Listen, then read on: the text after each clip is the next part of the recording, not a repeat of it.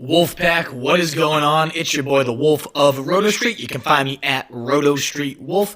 Of course, the rotostreetjournal.com, where we breed and feed fantasy wolves, here with episode number 130, the FFBD pod, episode number 130 here, where we pave your path to 2019 titles. We've previewed every week for you so far, and now we're here, week 12 insanity. This is also our first time going live on Facebook for the podcast. Nat, the truth is not with me, sadly, tonight.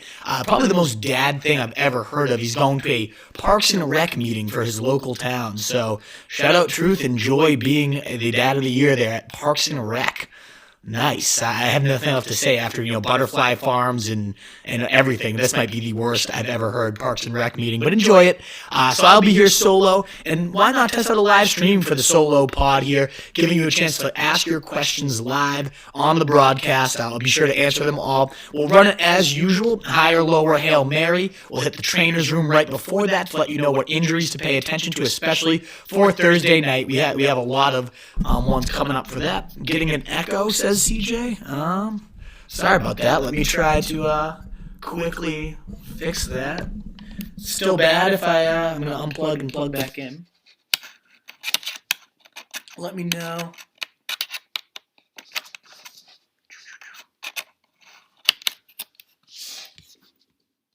Is that still echoey, CJ? Let me know. I might just start this one over.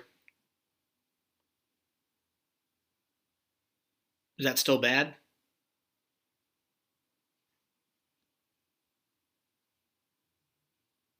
Let me know, Siege. Is that still bad?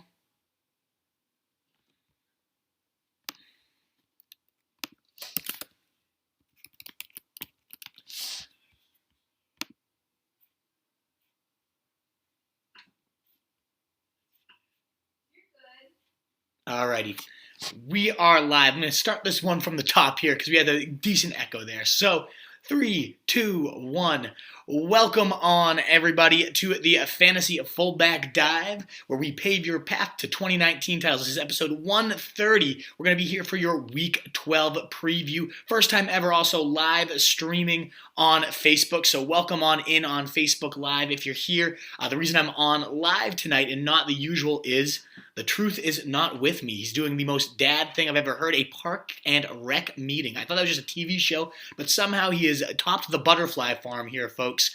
He is at a Parks and Rec meeting, so I will be here solo getting you ready for Week 12. Of course, that means our trainer's room, updating you on all your injuries you need to know. I'm going to give you the higher, lower Hail Mary as we do every week on the podcast.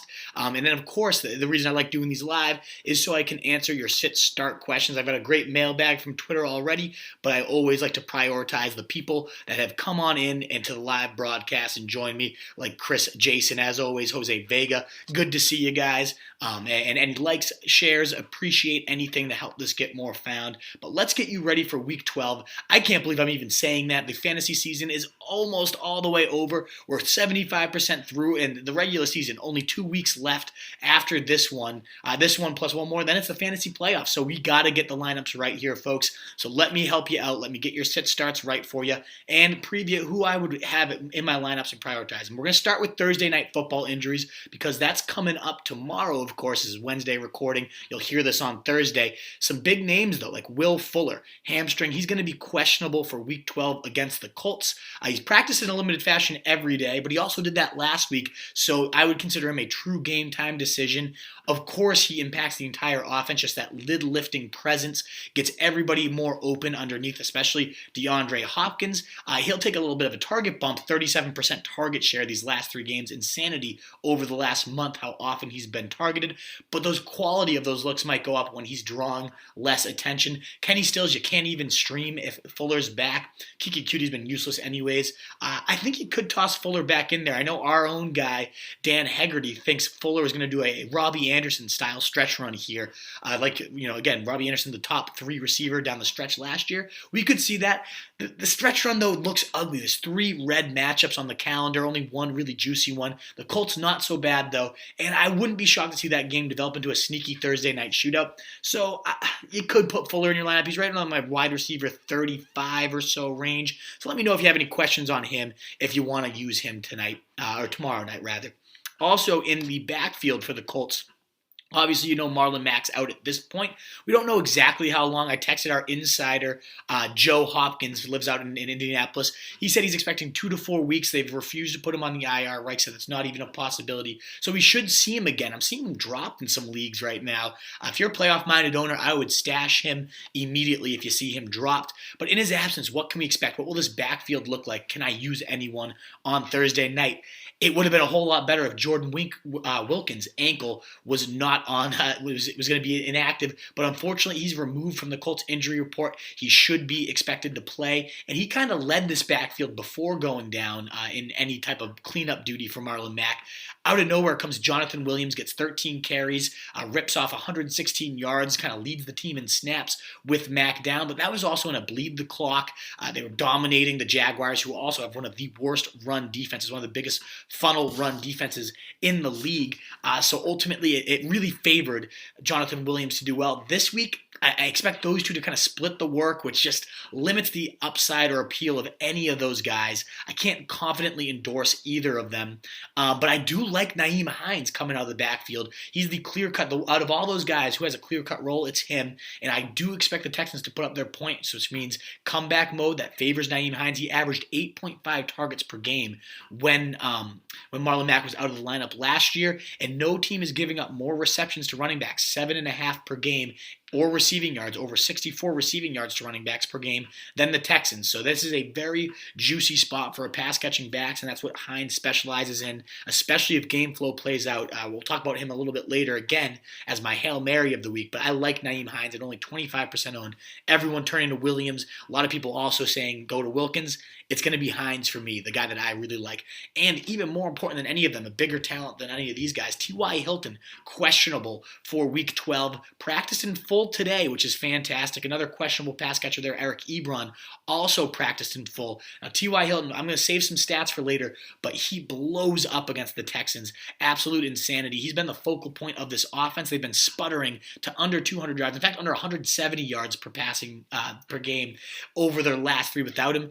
I think he's going to come back right into that clear-cut number one receiver role and continue to spank the Texans as he always has. So I get T.Y. right back into my lineup if he plays. And Ebron can also get back into lineups. I don't love him as much with Doyle and Mo Alley Cox even catching it. That's a tight end situation to avoid. But get T.Y. Hilton back in your lineups, assuming he plays.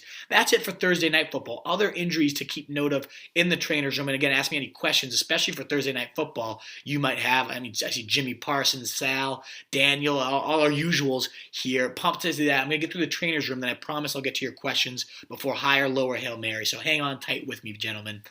Tyler Lockett, sidelined for Wednesday's practice, got hospitalized his last time out, which is obviously very concerning. But ultimately, Pete Carroll's very optimistic. We know he's as optimistic as anything with every single one of his players, the ultimate cum guzzler of his own guys. But I still think it's likely this guy plays.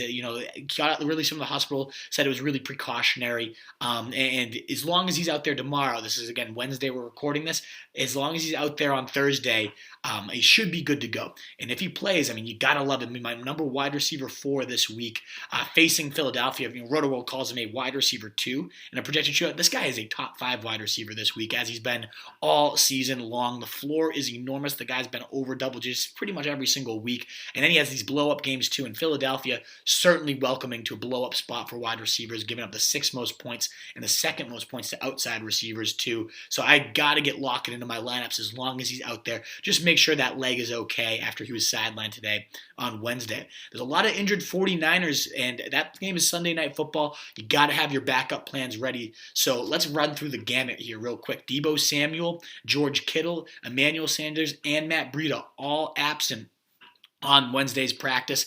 And then given this is a Sunday night game, you got to have your backup plans ready. You look at Ross Dwelly, only 13% owned. He had 2 touchdowns last week. I get it was the Arizona blueprint, the smash spot of all smash spots. But still, as Kittle's replacement, that's a great backup plan. You're not really going to find any other great tight ends on the waiver wire that could fill in quite like that. They're giving up the 4th most points to tight ends, too, the Packers are. So I'd smack him right into my lineup.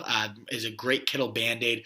In terms of wide receivers, if Sanders or Deebo are out, Oh man, are you really going to go to Pettis? He's only 10% owned, and he would be very, very disgusting, but ultimately high used against a decent Packer secondary. But they've been getting bleed by big plays. Maybe Pettis finally has that blow up game many expected, and certainly not us. We had no shares in Pettis this year. 10% owned, that could be your plan. Maybe Alan Lazard. He's my favorite of the Packers wide receiver twos. I don't like any of those guys really against a tough San Fran D.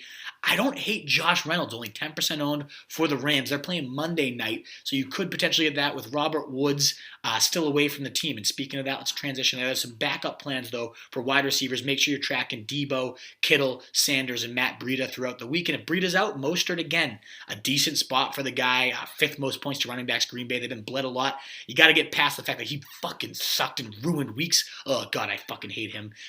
Spicy brown mustard this last week. Got a good hate cut out of him. But ultimately, if you need a backup plan, a Band-Aid ready for Breida, it would be Mostert as your direct backup there. But as I alluded to, Robert Woods, personal reasons, still away from the team's facility. So who knows what's going on? It's a family matter. They've been very mum about what's going on. I respect that. Protect the guy's privacy. But ultimately, you got to be nervous. You got to have a backup plan there too. Josh Reynolds, as we mentioned, only 10% owned. Brandon Cooks looks like he might be back from the concussion. He's on track to play. Tough matchup against the Ravens, but if you're relying on these Rams receivers, you have to have your backup plan ready. And as I want to just pump real quick, if you're tuned in, give us a like. We got a bunch of guys watching here, only 5 likes. I appreciate that. We got 16 comments. I promise. Gonna get to those sit-start questions in a second. I got just a couple more injury notes. I want to make sure I get through this trainer's room, hit a few questions, and then we're going to get to higher, lower, Hail Mary. We got injured Steelers, just another team completely dinged up. Jeremy Fowler of ESPN reporting Juju Smith-Schuster is not expected to play. He's got a concussion. He's got a knee injury, and I get the knee injury. It's not overly serious what they're saying, but the concussion and that combined just seems like he's going to probably be held out. You also got Deontay Johnson banged up, but he did return to practice today despite bleeding out of his ear. Holy hell. On Thursday Night Football, he did return to practice, had those couple extra days to get suited up. He's been one of Mason Rudolph's top targets when out there. Could be an intriguing stream against Cincinnati, especially with Juju out. Between those guys, I actually would prefer the most James Washington, 14% owned right now. And he's been producing a little bit lately, 8.9, 16, and then 6.4. I mean, nothing flashy in 2 of those 3, but still serviceable. And now would be the stand-in number 1 wide receiver. He was Mason Rudolph's boy in college and all throughout the preseason. We're going to give you some stats on that later because he's one of the guys I am definitely throwing out there as a Hail Mary if you need a streamer. That's the guy I would look at to fill in if you need a plan for Juju. And also James Conner. Again, what is it this week? Now it's a shoulder. First it was an ankle, a calf, the quad. The guy is just brittle. It's unfortunate because I do love how he runs, but man, it takes it in a heavy contact load. He is expected to miss the week. He was sidelined on Wednesday. Keep monitoring him because the matchup is very inviting. 5th most points to running back is Cincinnati. But if he's out, Jalen Samuels right into my top 11, 12, maybe even top 10 running backs for the week as a very high usage guy with all these receivers also dinged up. You can expect, another 10 plus target day for Jalen Samuels, assuming James Conner's out. And last couple notes here. We got Redskins notes. We got some injured Falcons to cover, some injured Giants, and then we're going to get to all your questions in the higher, lower Hail Mary of the week. So injured Falcons, though.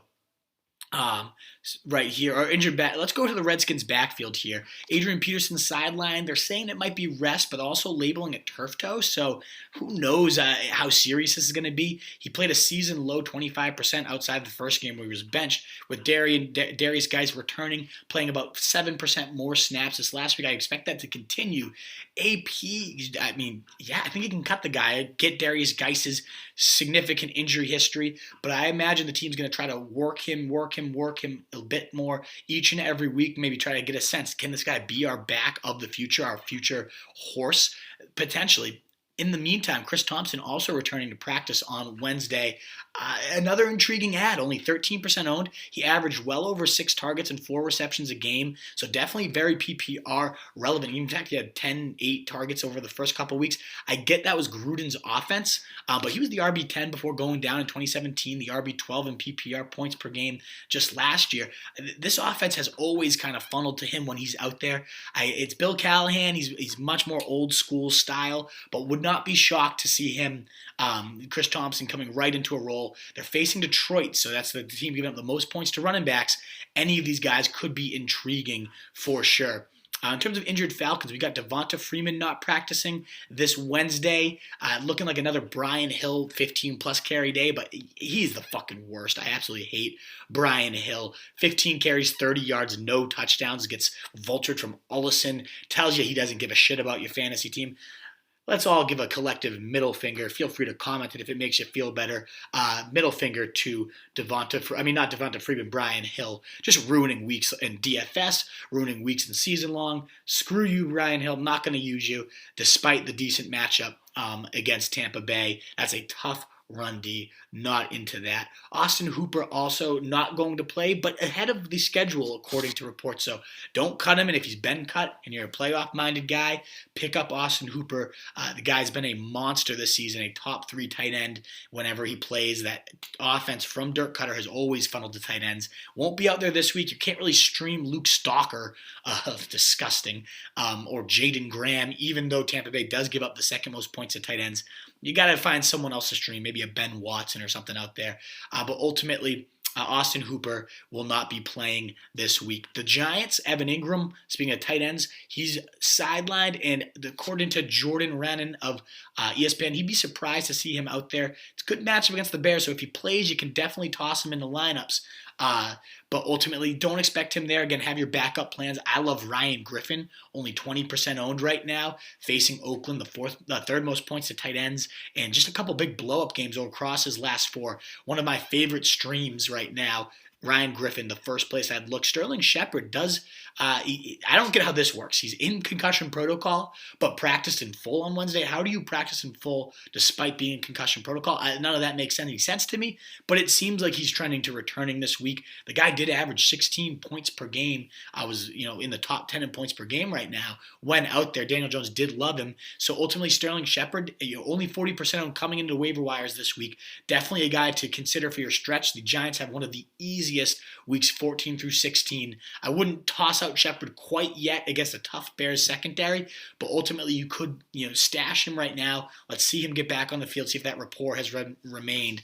Last but not least, David Njoku expected to be active. They designated him for return from injured reserve and should be out there this week, getting Miami. So immediate could be tossed in because tight end is just that bad, especially if you need a backup plan for some of those other guys I mentioned in terms of like Ingram and Hooper.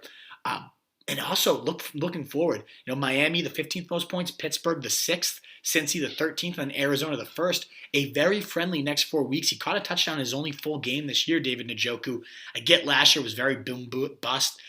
It's just disgusting at times. It can ruin your weeks. But this Browns offense seemed to get a little bit more in sync, and he could be that missing piece. They've targeted, RSJ and Demetrius Harris decently in his absence. I could see Njoku being a little bit of a difference maker down the stretch run here. And then last but not least, Tyreek Hill. Hamstring strain was deemed minor. He gets a bye week to rest up. You should expect him probably back right after the bye week. And he gets the Raiders, so steps right into a juicy blow-up spot. I guess I should mention, too, Amari Cooper did practice in full despite the knee injury, despite saying he's less than 100%. This is a very tough spot for him, facing Stephon Gilmore, facing that Patriots defense, giving up the fewest points to wide receivers, and now less than 100%. It's tough to ever bench Amari Cooper. You'd have to have some very good depth at wide receiver to do so, but ultimately, I'd consider it this week. Alrighty, as promised, let me get to your sit starts. Thank you guys so much for being patient. We do still have higher, lower Hail Mary coming up, so if you're tuning into the pod, you want to fast forward this for a few seconds, go for it if you don't feel like listening to other sit starts. But we got Jimmy Parsons. Waivers run tonight. I have Carson and Hunt at running back. Should I grab Scarborough, Wilkins, or Williams, or grab Hollister? Henry's on bye. I love stashing Hollister. I think that's the guy I would target right now, Jimmy Parsons. 99 yards and 3 touchdowns across his last 2. That invaluable Seattle tight end role is so, regardless of who it is, they just love to target them in the red zone, their tight ends. And this guy's athletic. He's big body, 6'4", 245. Makes one-handed snag touchdown last week. I mean, the guy gets it done. Russell Wilson at quarterback just can always make these crazy plays. And it seems to me like he might be that number 2, at worst number 3 target on the totem pole right now. 16 targets these last 2 weeks. I like Hollister a lot. That's where I'd go first, and then I would go Scarborough. I don't really want to get involved in this Colts nightmare except for Hines as the pass catcher if you're in a PPR league. Sal, great to see you, my dude. Lindsey or James White, half PPR. I got to go Lindsey. There was only 67 yards this last week, but the snap total was as high as it's been all season. I think it was right around 70% to 30%. And out-touched, I think, 18-9, so doubled up Royce Freeman, and now gets a Buffalo D, giving up the ninth most points to running backs. I like him. James White just inconsistent. That whole backfield, tough to trust. And Dallas does give up a decent amount of points to running backs. So a fair matchup. I could see the flow for White this week too. It does seem like that White style matchup where back and forth passing battle. Now that I started to think about it, you got me questioning myself, Sal. But I like Lindsey, just a sure bet for about 15 to 20 touches. That backfield really seems to be transitioning, and that was by design. They did say ahead of the game they wanted to start featuring Lindsey more. So give me him. Daniel Howland, welcome back to the show, guys. Great to see you. And quick, before I get to you, just anybody that's out there willing to share, like, comment, especially shares if you're in any fantasy football groups. That's been so huge for us to grow our numbers this year. And it's not about numbers. We just want to help more and more people. We only got a few more weeks to do so. So any type of that, shares and whatnot is very much appreciated as we get you down here into the stretch. But Daniel Howland, you've been fantastic coming all year. So great to see you again. Should I try and trade Gurley to get D. Henry? I would. Henry's been a monster. Gurley, fresh off his best game. I mean, Gurley, though, they did say they're going to rest him and then ride him down the stretch here. We saw 25 carries, by far a season high, 100 yards TD. I wouldn't be shocked to see that more consistent down the stretch and a decent schedule. But Henry, to me, just feels healthier, fresher, sprier, and he also gets a nice cake stretch run here for the Titans. I think I lean Henry, so if you had the option to go one or the other, Henry would be my pick. Hollister and Scarborough. So Patrick James, you agree, and the same order. Look at that. Wolves think alike, my friend. Good to see you. Dan Heggs, welcome in. I like Hollister. Probably can't get both. Hunt versus Miami's enticing. Yeah, I think that's the thing. You already have two good running backs, and with your bye week, I'd prioritize getting Hollister. And Hunter Henry has that injury history, too, so it'd be nice to have a good insurance policy for him, Jimmy. And I do like Hunt. I think he finds the end zone against Miami, giving up the most points. The most yards on the ground to running backs. He's been so highly involved right from the bat. Assuming Samuels plays, and he's supposed to play, I imagine you say Connor for that one, Jose. Who do you sit, Mark Ingram, Hunt, or Samuels? I'd sit Hunt. I just raved about the guy. But to me, I would play Ingram and I'd play Samuels. Out of those two, I would sit Kareem Hunt. Sit one, Gallup, Metcalf, or Kupp. That's tough, man. I think you asked this one, Jose, if I remember correctly, last night on the rankings. I remember that was a tough one. Metcalf has a solid matchup. Gallup has a tough one against the Pats, but with Cooper dinged up, they might need to rely on him more. Dak's been getting it done so well. I don't think this Patriots D they're very good. Don't get me wrong. As a Pats fan, I am in love with this defense, but would not be shocked if the Cowboys can move it a little bit better than the most teams they've faced. I can't sit Cooper Kupp despite the two duds. I think I'm sitting Metcalf out of these options, and that's liking him a lot this week. But I'm going to go Kupp and Gallup, and I'm going to sit Metcalf. Thank you, Jimmy. I appreciate that love, my friend. Nick Foles or Darnold? I'm going to go Darnold. And we're going to get into higher or lower Hail Mary. He's my favorite Hail Mary of the week. We're about to get there. So, guys, I'm going to move on to that right now because Darnold answered that question. I see, we got some regulars here, and Aaron Van Deventer, the fullback there, Dylan Adams, some of my regulars, Denny Jennings, great to see you. So we got some regulars. I will be sure to get to your questions. Keep them coming in. I'm going to answer them real quick right now. I'm going to cut it off at you, Eric Underwood. So keep getting your questions in, though. I'm going to do a live mailbag the rest of the show after this higher lower Hail Mary. But let me get to these questions real quick. Stash Shepard or Slayton?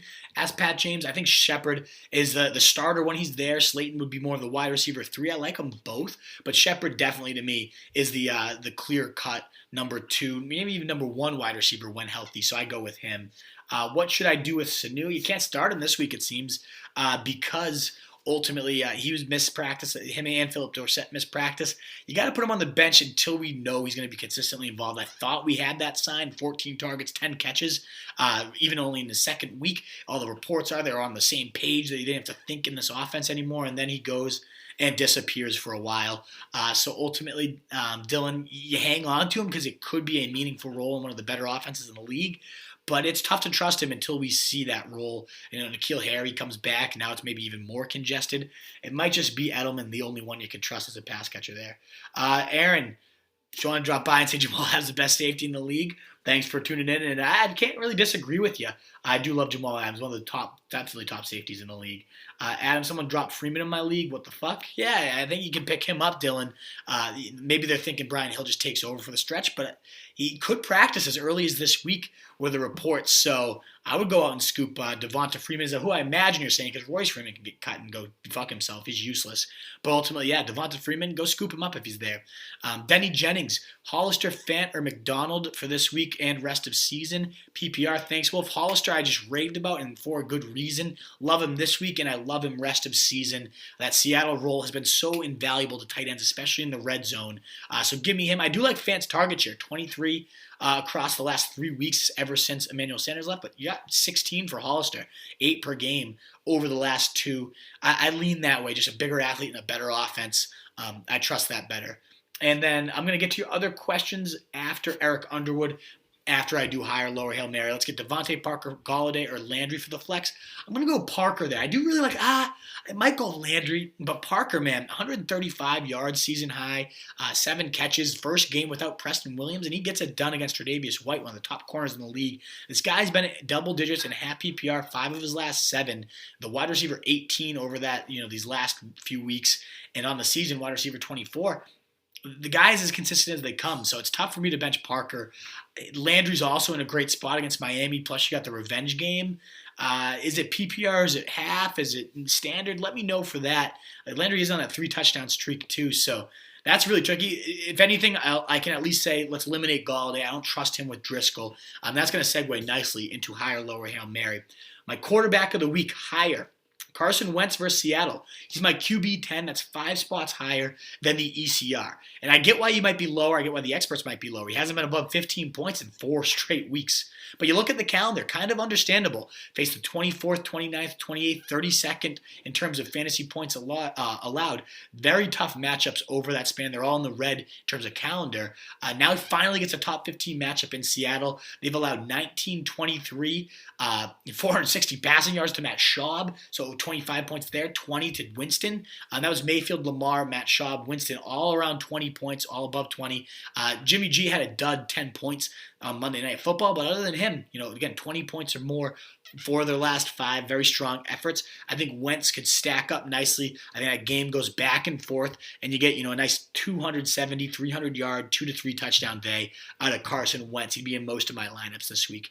Lower, and this is kind of a trend on this show, that's Aaron Rodgers. He's made me look very stupid once, but he's only had 3 blow-up games this year, and they were very predictable against horrible secondaries. He's actually been under 15 fantasy points in 6 of 10 games. That is disturbing. That is disgusting for the supposed best quarterback in the league. Fucking bum. It quits on his teammates. Loser. But in terms of fantasy, the matchup couldn't be worse. Second fewest points to quarterbacks this year. And he, under 10 fantasy points back-to-back weeks and much easier matchups. 161 yards, 1 TD, 233 scoreless yards in back-to-back weeks. Just been disgusting, and now gets an even harder matchup.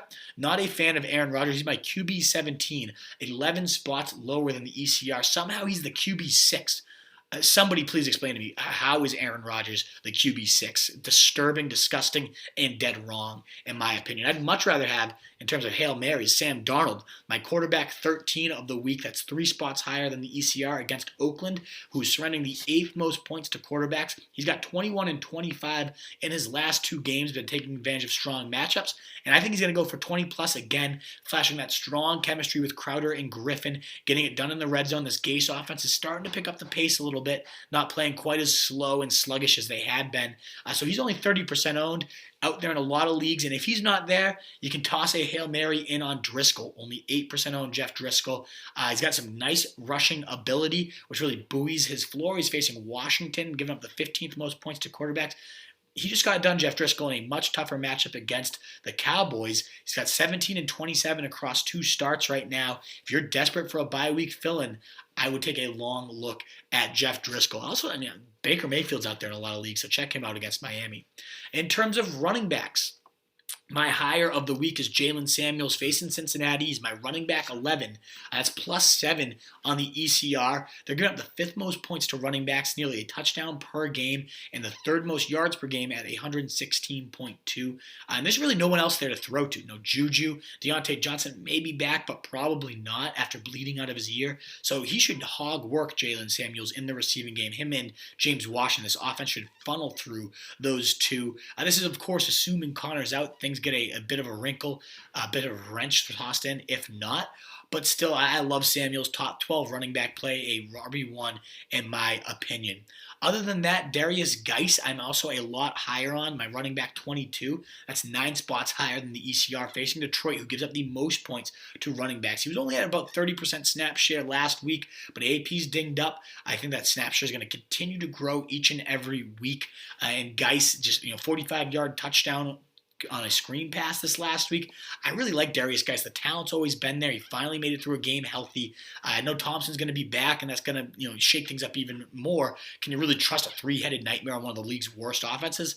It sounds insane, but Detroit has been that generous to running backs. I think Geis is that talented that even on about half the snaps and half the touches, he could really go off this week. And I expect this team to really try to get a nice scouting report on this guy. Can he be our foundational back for the rest of our future? So I like Darius Geis. I think the rest of the season he's going to really pick up the pace, starting in the juiciest of matchups here against Detroit. Lower, I don't love Jonathan Williams and all the hype going on about him. He's ranked as the top 26 running back by the ECR. I have him at running back 33, 7 spots below that. I think Wilkins, he could step in and be that three-headed nightmare, maybe even be the lead back. He was ahead of Williams earlier in the preseason.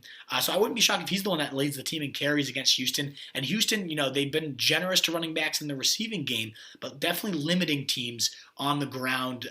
Not the best of matchups, especially if you're splitting early down carries and there's no real rhyme or reason to Williams or Wilkins.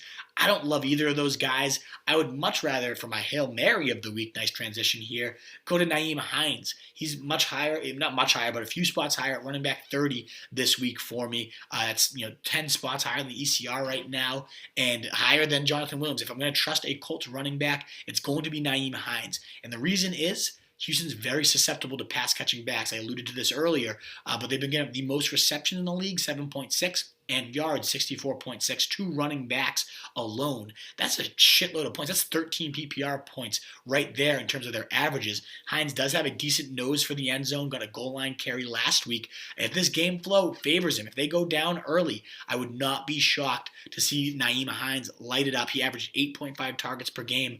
Last year when Mac was out, I could see a 6 to 7 catch, 70 receiving yard touchdown style day for Nyheim Hines. And I already alluded to Chris Thompson coming back. He's only 13% owned. I have him 43 spots higher than the ECR. That's them essentially saying you can't trust this guy yet. I don't really want to, but if you're desperate for a running back flex with 6 teams on bye, this team's giving up the first point Detroit has, 2 running backs. And Chris Thompson averaged over 6 targets and 4 receptions while active early on in the season. 10 target day to lead off the year. I could see him, especially if they get down to Driscoll early. The game flow, if it works out in his favor, 5, 6 catches. What else do you need for a complete Hail Mary? Wouldn't be surprised to see the explosive Chris Thompson. Again, RB10, RB12 when he played the last couple seasons. Just a matter of being on the field, but now he's going to be on the field for the best possible matchup. I can toss him in there if I'm desperate. At wide receiver, the guy I'm higher on, and we were higher on him all preseason, and I'm thrilled to see him panning out the way he is. That's Jamison Crowder facing Oakland. He's my wide receiver 10. Yes, that means I think he's going to be a wide receiver 1, a top 12 play. It's 12 spots, a whopping 12 spots higher than the ECR. Is it that bold, though? The guy has been the number 1, yes, let me say it again, number 1 wide receiver these last 3 weeks. He has the most fantasy points in that span. He's gone for 75-plus yards, 5-plus receptions, and a score in that span in every single game, averaging 16 points or more in half PPR, so 20 points or more in full. And now he gets Oakland, 9th most points to slot wide receivers. They've been very generous, especially with LaMarcus Joyner, who's been horrible. Now he's out, even more susceptible. I think this game has sneaky shootout potential with Darnold and Derek Carr going back and forth to bad defenses. I wouldn't be shocked to see Crowder once again go for 80 plus, maybe even hits 100, another 7 to 8 catches and a score. he seems locked into that every single week. I love him this week. I also alluded to T.Y. Hilton, expected to be back. I'm 48 spots higher than the ECR at wide receiver 12. Now, granted, they're probably factoring in the injury, but he practiced in full. I'm expecting him out there, and as long as he is, he smashes, thrashes, makes the Texans his little bitch every single time he plays them. The last 6 games, 9 catches, 199 yards, 4 catches, 115. 1 dud, a Week 17 meaningless contest, 3 for 14, but also 5, 175, 2, 9, 115, 1, and then the last time out, 6, 74, and 1 TD. That's well over 20 points per game. I think the guy just smacks them around like he owns them, and he does. So T.Y. Hilton, if out there, I think he does it yet again. The secondary's banged up, and they already sucked. They're going to, the third most points to wide receivers. Get me T.Y. Hilton in my lineup if he's back, despite the injury risks. And he was expected to play last week, too. He wanted to get out there, so I really think he comes back.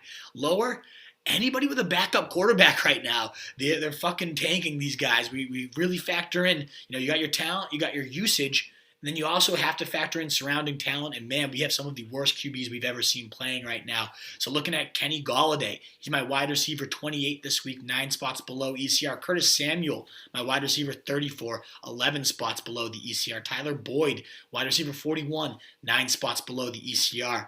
Look at what they did last week, 3.9, 4.5, and 1.5 in order from what I just introduced them as, respectively.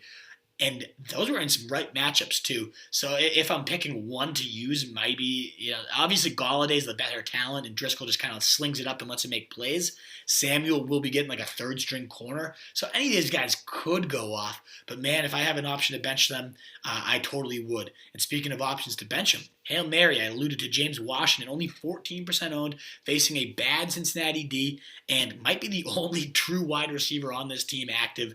Johnny Holton, the number 2 right now. So it's going to be a 10-plus target day for James Washington with the guy Mason Rudolph, who he dominated with in college and has dominated the preseason. His last season in college actually won the award, the Bingleton, whatever the fuck it is, for best receiver. 1,549 yards and 15 touchdowns on 74 catches when these two were paired up in college, and now in the preseason, 17 catches, 366 yards, and 4 TDs on about 200 snaps. The guy gets deep. Their chemistry is real. I think Washington could light up a horrible Cincinnati team.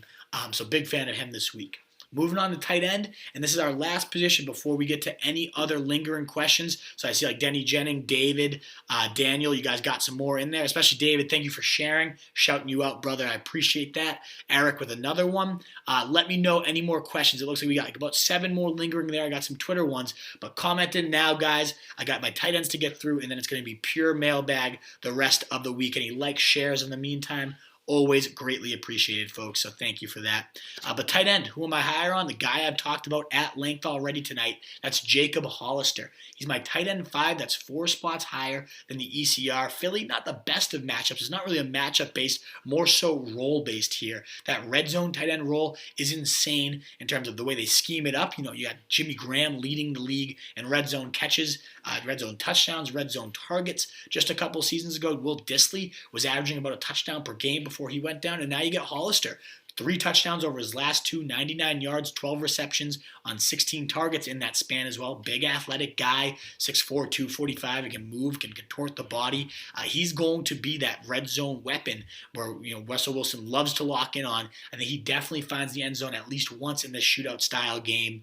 And he's like a big wide receiver. That's what is the rub on him coming out of college was he can't block, he's not physical. But ultimately, you don't want that as a fantasy player. You want the athletic guy that's making catches all over the place. That is Jacob Hollister. So big fan of him. I think he can light it up this week for you. 4 spots higher than the ECR at my tight end 5 for the week.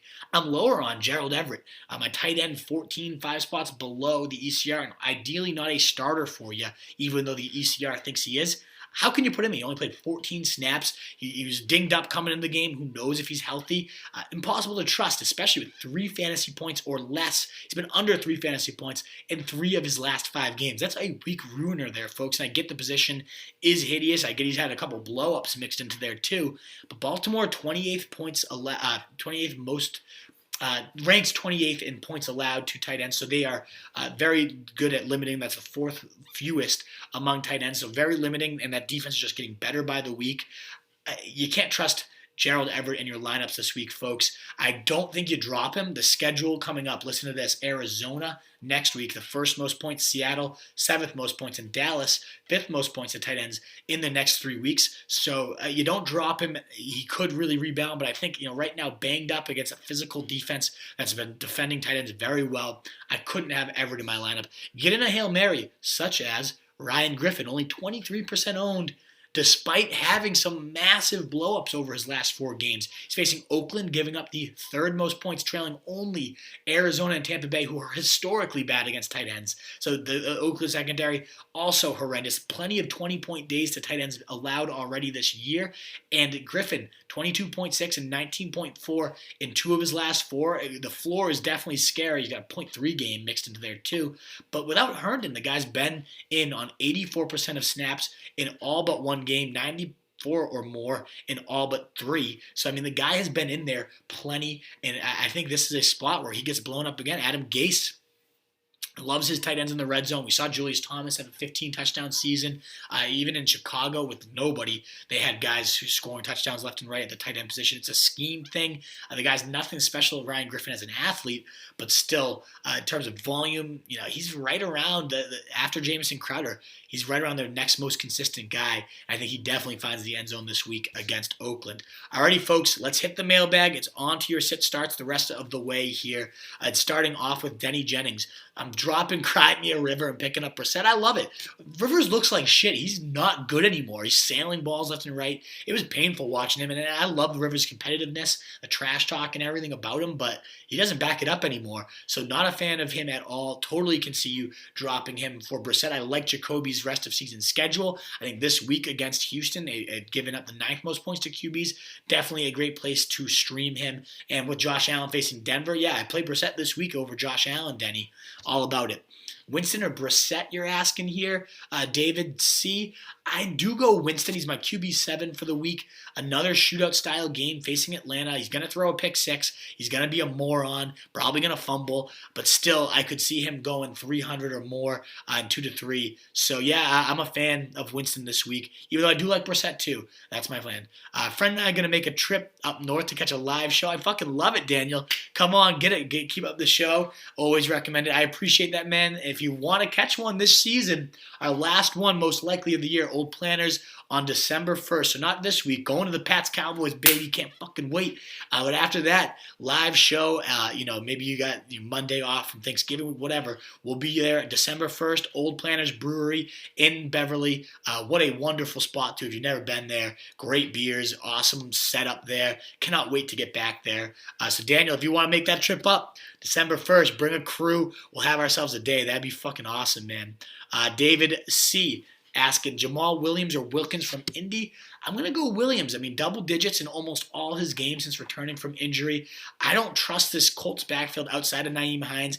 One of those guys, Williams or Wilkins, will probably find the end zone. So I've gotten a lot of Williams questions. I'm getting a lot of Wilkins. You guys are probably going to hate me for whichever one does score. But ultimately, to me, I got to go Jamal Williams. Just been more consistent. It's a tough matchup against San Fran. So, oh, man, this is ugly. So maybe you go Wilkins and hope for the touchdown in an easier spot. Man, David, is there any better? Can you give me something else to use here?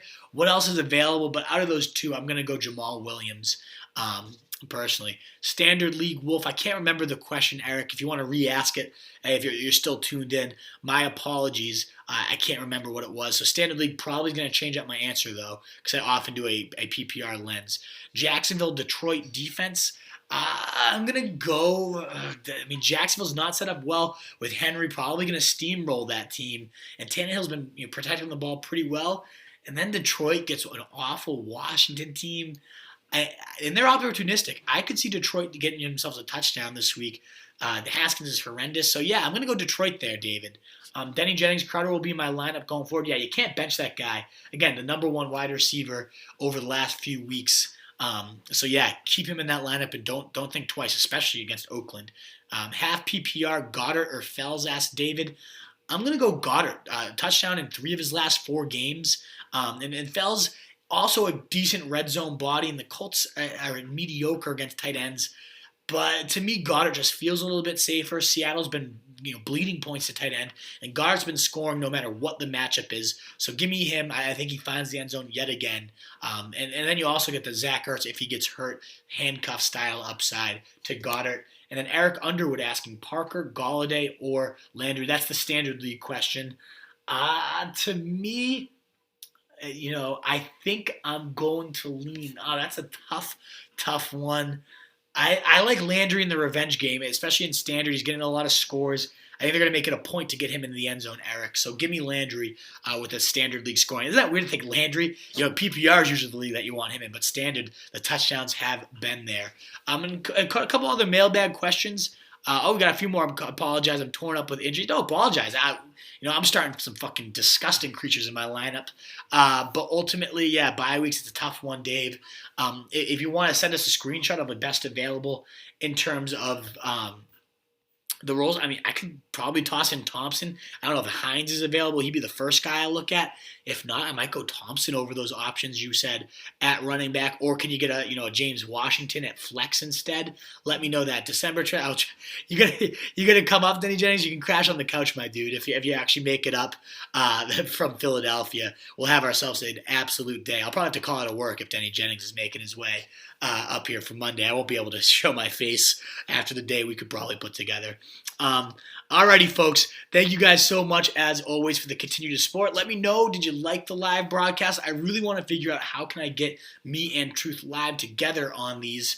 It would be so good to do the interviews and whatnot live. So we're going to try to figure that out. I got a new laptop coming to try to help out with that. So we'll see after CJ dumped a beer on mine. Fucking spaz. But everybody else, one more for me. Eric Underwood, I won't leave you hanging here. Rodgers and Brissett, give me Brissett. Not a fan of Rodgers. Again, he's my lower of the week's QB17. I like Brissett, the rushing upside, awful secondary. Could be a shootout style game. So give me him, especially with T.Y. Hilton returning. Definitely a fan of Brissett this week. Folks, this is the Fantasy Fullback Dive, where we pave your path to 2019 titles. If you're not subscribed to the podcast, if you haven't reviewed us yet, it means the world to us to get those numbers up. We greatly appreciate it. And if you're tuned in on Facebook, thanks so much for the live interaction. We love you. We appreciate it. You can find me personally at RotoStreetWolf on Twitter. You can always hit the DMs up here or on Instagram at RotoStreetJournal. Our RotoST Journal is the Twitter handle. And RotoStreetJournal.com is the website where we pave your path. Or no, we breed and feed fantasy wolves, getting all taglines mixed up. But the cleanest place for our content, if you're still listening, got to pump our app. Roto Street Journal in your App Store or RSJ, the best spot to consume all our content. Nice and clean laid out. We're going to get our website nice and fixed up this offseason. Guys, thanks so much, though. Appreciate it. I'm glad this went as well as it can be. 40 comments, 14, good stuff. Much appreciated, live audience. We're going to have to do this again. Until next time, folks, the wolf is out.